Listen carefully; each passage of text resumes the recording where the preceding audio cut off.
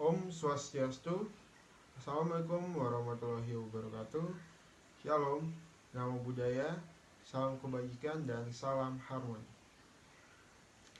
Kami dari kelompok 1 akan mempresentasikan tentang pendidikan informal, formal, dan non-formal. Saya selaku moderator akan memperkenalkan anggota saya. Yang pertama ada Kadek Dea Anit dengan NIM akhir 11. Lalu ada Ri Gideon Champion Oktober dengan NIM akhir 15. Dan yang terakhir Kadek Dwi Ayu Lestari dengan NIM akhir 16. Adapun peta konsep dari materi kali ini adalah pengertian dari pendidikan informal, formal, dan non-formal. Yang kedua adalah jenis-jenis dari pendidikan informal, formal, dan non-formal. Materi yang pertama akan dibacakan oleh rekan saya.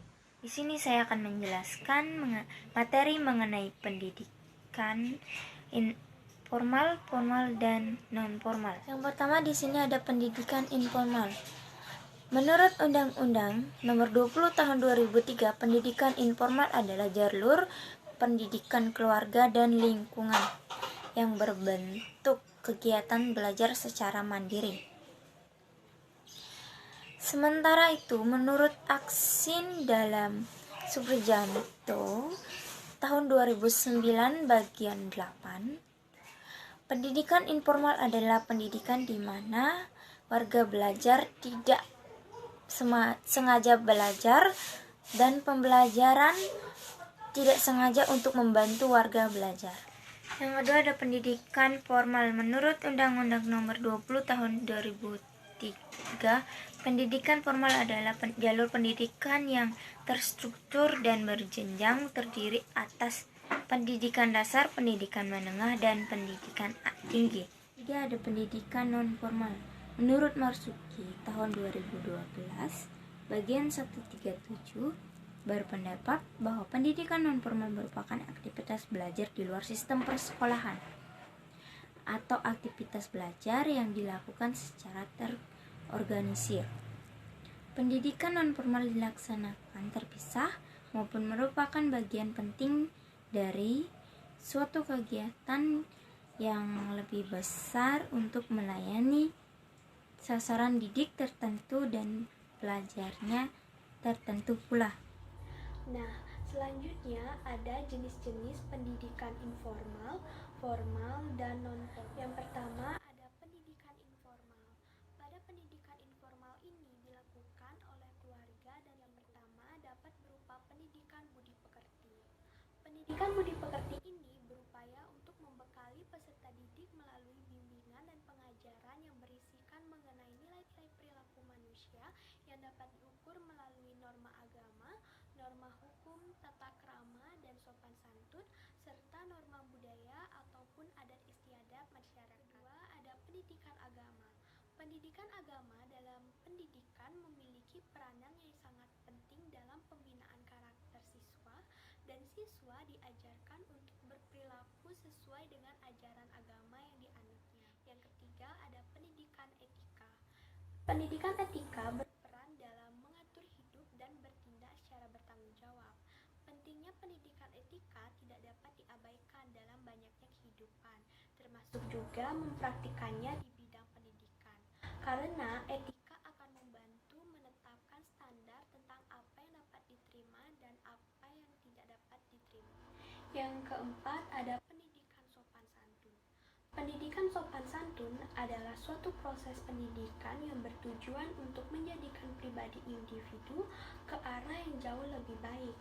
Dengan adanya pendidikan sopan santun nantinya dapat dicerminkan ke dalam etika, perbuatan secara nyata, yakni tingkah laku yang mulia. Yang kelima ada pendidikan moral. Pendidikan moral itu sejatinya adalah proses pembelajaran bagi peserta didik agar mampu memahami diri mereka sendiri dan dunia yang ada di sekitarnya. Yang keenam ada pendidikan sosialisasi dengan lingkungan. Dalam proses sosialisasi ini, peserta didik dapat belajar mengenai tingkah laku, kebiasaan, serta pola-pola kebudayaan lainnya, dan juga keterampilan-keterampilan sosial seperti berbahasa, bergaul, berpakaian, dan lain-lainnya. Kedua, pendidikan formal. Jenis-jenis dari pendidikan formal ini adalah taman kanak-kanak, sekolah dasar, sekolah menengah pertama, sekolah menengah atas, sekolah menengah kejuruan, dan perguruan tinggi. Perguruan tinggi meliputi akademi, politeknik, sekolah tinggi, institut, dan universitas. Yang ketiga ada pendidikan non-formal.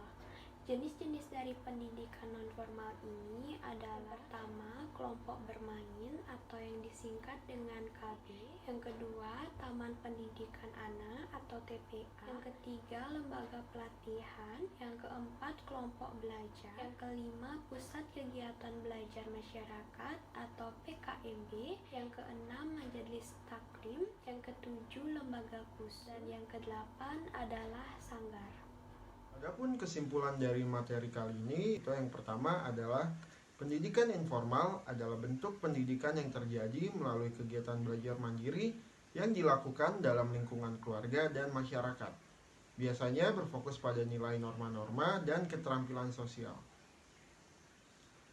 Yang kedua adalah pendidikan formal adalah jenis pendidikan yang diatur secara terstruktur oleh lembaga pendidikan resmi, memiliki tingkatan atau jenjang yang jelas, dan mencakup pendidikan dasar, menengah, dan tinggi yang dilaksanakan di sekolah-sekolah. Dan yang terakhir adalah pendidikan non-formal adalah bentuk pendidikan yang diorganisasi dengan cara yang lebih fleksibel dan tidak terikat pada sistem sekolah formal.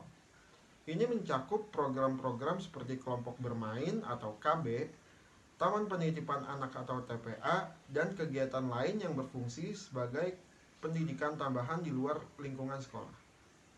Sekian presentasi dari kelompok 1, kurang lebihnya mohon maaf. Akan saya tutup dengan menghaturkan Parama Santi. Om Santi Santi Santi Om. Assalamualaikum warahmatullahi wabarakatuh. Shalom, namo buddhaya, salam kebajikan, dan salam harmoni.